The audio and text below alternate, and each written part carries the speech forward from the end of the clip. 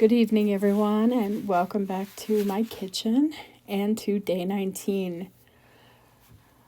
First and foremost, I have to apologize for the quality of this video. It was pointed a lot towards the wall, and wasn't paying attention, so I had to fix it. This is the best I got. Anyway, I'm showing you my starter because it's got bubbles on top, even though it's deflated. It has fallen to its starting point, but the bubbles are a good indication that it's ready to mix and leaven a loaf of bread. I was going to bulk it up tomorrow, but I have an eye appointment and they most assuredly will dilate my eyes on Tuesday, so I'm going to wait another day to bulk it up, and we'll be back tomorrow to do a regular feeding. Now, I want to talk about a couple of things. First is baker's percentage. You don't have to worry about it at this point in time. Baker's percentage is for anybody who wants to develop their own recipes and for tweaking recipes. If you're just making bread and you're multiplying loaves, all you're doing is multiplying the recipe. The same thing with other sourdough recipes. You're just multiplying or cutting it in half or whatever. So you don't really have to obsess over baker's percentage. It's not something that's needed right away. The next thing I want to talk about is what to do if you're leaving town or going on vacation or going away for a while. Once your starter is established, it's not really a big deal. But now, if it's during this building period, it's kind of a big deal because you don't want to kill your starter. So what you're going to do in this situation, it's basically you're going to increase your feeding. So in a clean jar, you're going to add 10 grams of your unfed starter. You're going to add 50 grams of water and 65 grams of flour. And make sure you mix it well enough so that there's no dry pockets. Now, if you're going to be gone longer than a week, you want to increase your water and flour. You don't have to increase your unfed starter, but the water and flour, yes.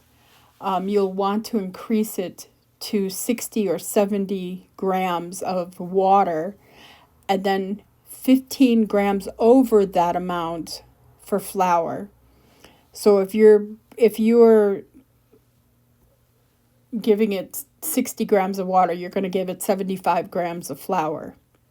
If you're giving it 70 grams of water, you're going to give it 85 grams of water. 85 grams of flour. Yikes. And basically do the same thing, mix it, and make sure you put the lids on tight. If you're using the jars like I'm using, make sure they're screwed on tight. If you're using a mason jar, make sure you put the flat top on and the ring. If you're using a Weck jar, make sure that you put the gasket on and use the clips. You want an airtight seal.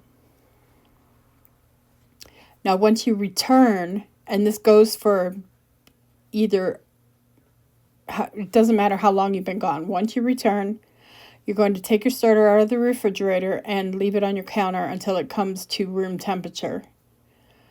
And then you're going to mix it and feed it as normal.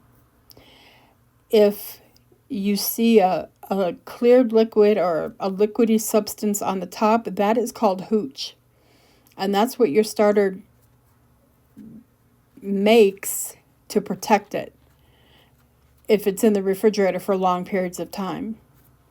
And you can mix it in, you can dump it out, it's entirely up to you, it doesn't matter. So, and again, the same thing, when you take it out of the refrigerator, mix it 10 grams of starter, 50 grams of water, 50 grams of flour. Now, if you're in the process of building your starter, you're not going to be at if day whatever, however many days you left. By that I mean, if you leave on day, let's say you leave on day 12, and you come back on day 16, you're going to be on day 13. You'll be on the next day after you left. So that's where you'll start. There was something else I wanted to mention. Now I can't remember what it was. I don't know. Couldn't have been too important. I'm kidding. If you guys have any questions or comments or concerns about this, don't be afraid to ask. You can leave it in the comments. You can email me. I do have a Facebook account, which I may share to at some point in time, but I'm not sure yet. But there's always a way to reach me. I have my notifications on, so if I get messages, then I'll know. But don't be afraid to ask.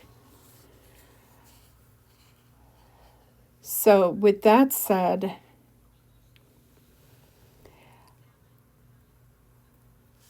we're going to come back tomorrow, do another feeding, and then the day after that, we will bulk up our starter. That will be day 21. Tomorrow, day 20.